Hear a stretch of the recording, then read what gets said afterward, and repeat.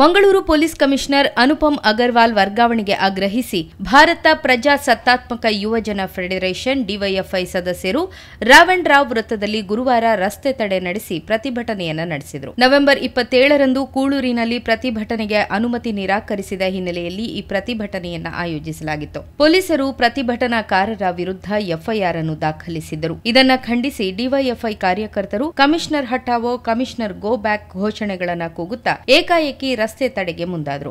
ಜನಪರವಾದ ಹೋರಾಟಗಳಿಗೆ ಅನುಮತಿಯನ್ನು ನಿರಾಕರಣೆ ಮಾಡಿ ಹೋರಾಟಗಳನ್ನು ಹತ್ತಿಕ್ಕುತ್ತಿರುವ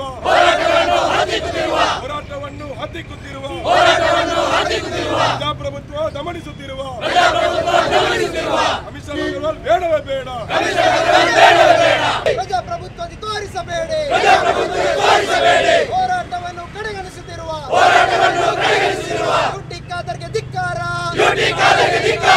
ರಾಜ್ಯ ಸರ್ಕಾರಕ್ಕೆ ಧಿಕ್ಕಾರ.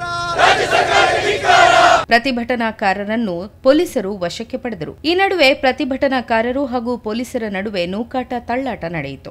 ರಸ್ತೆ ತಡೆಯಲು ಮುಂದಾದ ಪ್ರತಿಭಟನಾಕಾರರನ್ನು ತಡೆಯುವ ವೇಳೆ ಕದ್ರಿ ಎಎಸ್ಐ ಮುತ್ತಪ್ಪ ಅವರಿಗೆ ತಲೆಗೆ ಏಟು ಬಿದ್ದು ಅವರು ಕುಸಿದು ಬಿದ್ದ ಘಟನೆಯೂ ನಡೆಯಿತು. ಅಸ್ವಸ್ಥ ಪೊಲೀಸ್ ಅಧಿಕಾರಿಯನ್ನು ಆಸ್ಪತ್ರೆಗೆ ರವಾನಿಸಲಾಯಿತು.